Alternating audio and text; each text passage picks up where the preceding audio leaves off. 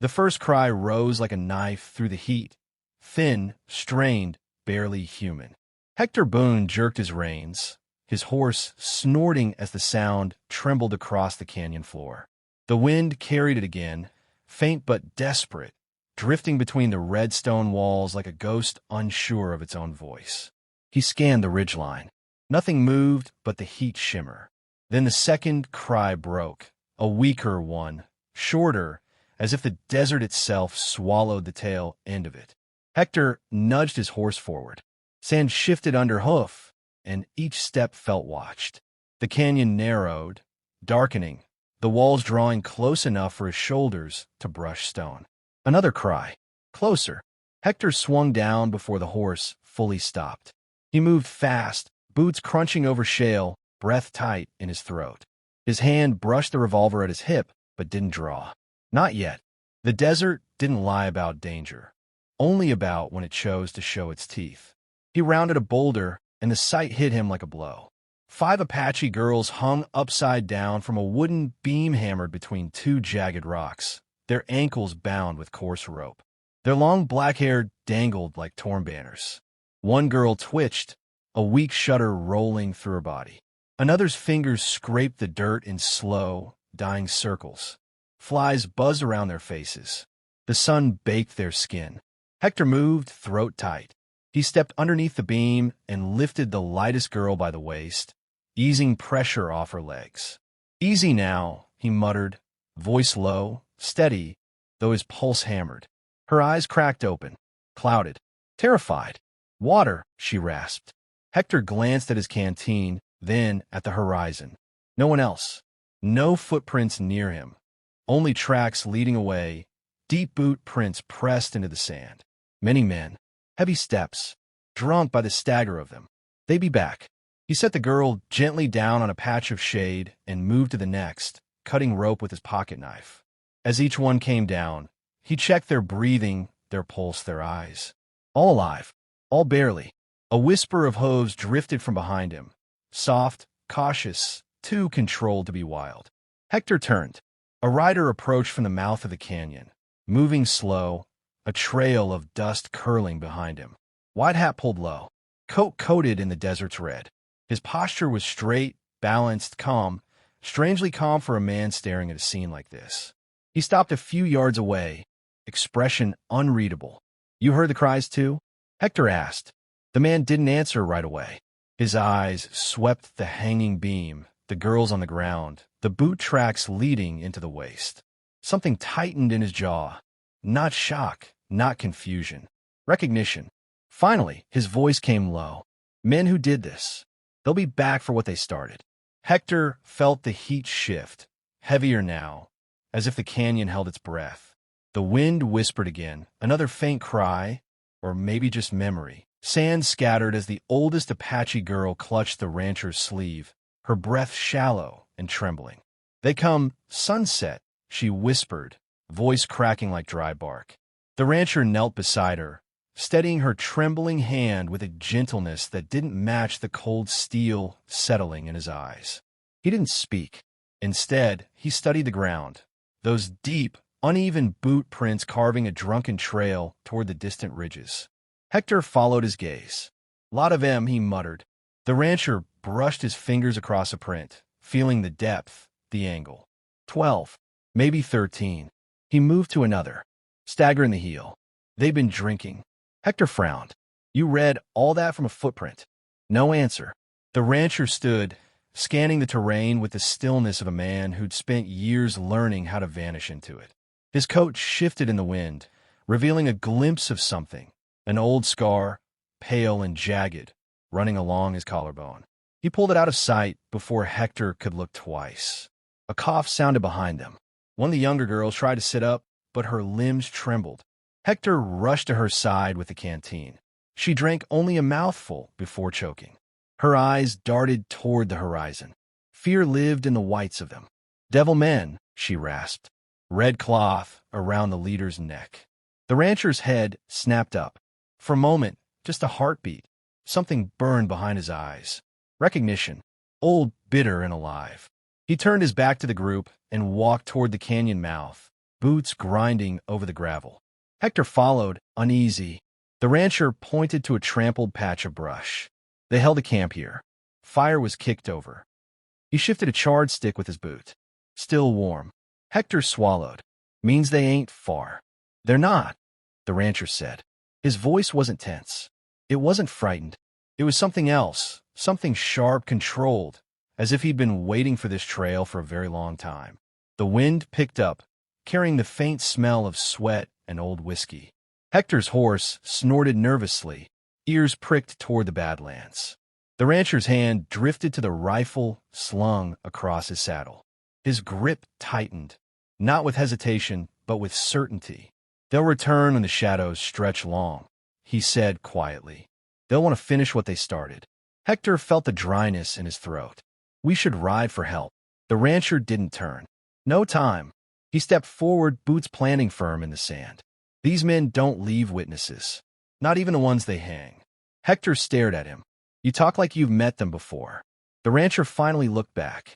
I have. The wind died as if listening.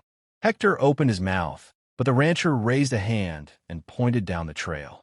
Far away, tiny moving specks, dust lifted into the sky. Riders. Coming back. The first torch flared on the horizon just as the sun slipped beneath the canyon rim. The rancher didn't speak. He moved like a shadow across the sand, setting a rusted tin cup on a flat stone, tapping it once to test the balance. A few paces away, he wedged a splintered branch between two rocks, its angle sharp enough to break a horse's leg if hit at full run. Hector watched, swallowing hard. You sure this'll work? The rancher didn't answer. He only adjusted the placement of a jagged piece of shale so it caught the faint moonlight, barely visible, but enough to reflect into an approaching rider's eyes. Behind them, the 5 Apache girls lay tucked in a shallow crack in the canyon wall, wrapped in blankets. The oldest blinked up at the night sky, her breath thin but steady. When the rancher passed her, she reached out and touched the long scar beneath his collarbone. You've carried pain too, she murmured. He froze, not visibly, not obviously, but something in him stilled like a clock missing a tick. His eyes shifted away. Rest while you can. The wind rolled through then, cold and whispering, dragging sand in soft streams along the rock. Coyotes called from somewhere in the basin. The desert darkened, every shadow deep enough to hold a man. Hector shivered. They're getting closer. The rancher lifted his rifle, gaze fixed on the distant lights. More torches now, bobbing like fiery insects in the gloom. Laughter drifted with them. Loud, cracked, the sound of men who feared nothing, not even the dark. They're drunk, Hector whispered. They're confident, the rancher corrected. He moved to the canyon's narrow throat, where the raiders would have to pass, and knelt. His fingers brushed the sand, feeling the slope, the wind direction, the cold settling into the rock. You done this before? Hector said under his breath. The rancher's jaw tightened. Once. Hector waited for more, but the rancher rose and said nothing else. The torches grew larger, closer. The riders' silhouettes emerged, broad men slumped in their saddles, horses snorting clouds into the moonlight. At their front rode a man with a red sash tied around his neck, blowing wildly in the wind. The rancher went still. Hector whispered, You know him? The rancher didn't blink. He left me in a burning town. Thought I died. Moonlight caught the scar again as he lifted his rifle. Who are you? Hector breathed. The rancher's voice was quiet, almost gentle. No one important. Yet the way he slid into the shadows told another story entirely. The raiders crested the ridge. Torches flared. Steel glinted. The canyon tightened its walls, as if drawing breath before the storm.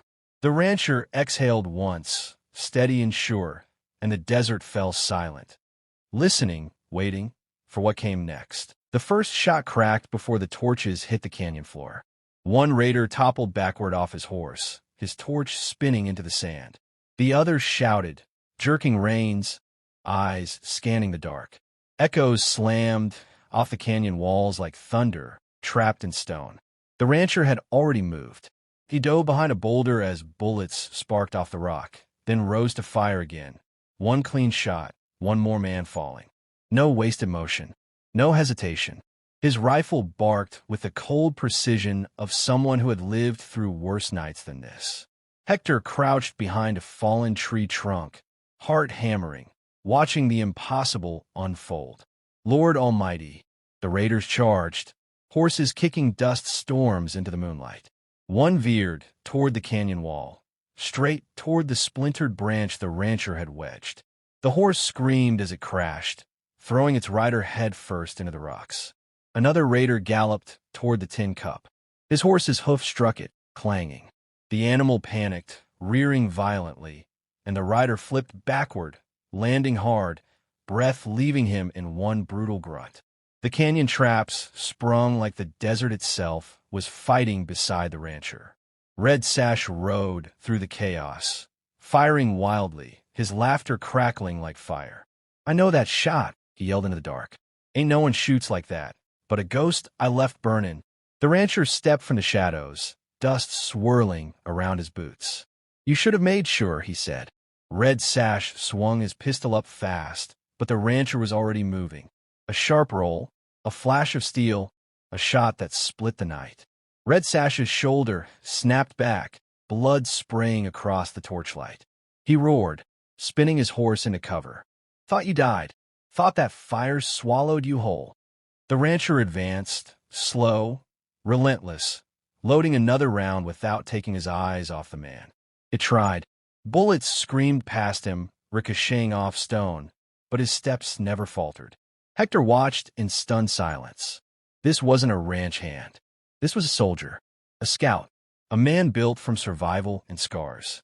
Red Sash stumbled from behind a rock, gripping his wounded arm.